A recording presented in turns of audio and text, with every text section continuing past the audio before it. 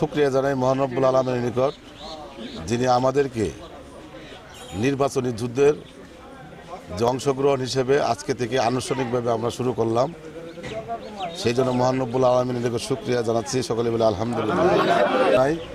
যে আজকে প্রথম দিন, সেই প্রথম দিনে সকলে স্বতঃস্ফূর্তভাবে দলমত, জাতি, ধর্মবর্ণ নির্বিশেষে তরুণ, যুবক, ছাত্র, ওলামা একরাম, আপামর জনতা অংশগ্রহণের মাধ্যমে আজকে আমরা প্রচারণার অংশ হিসেবে আজকে একটি মিছিল করলাম।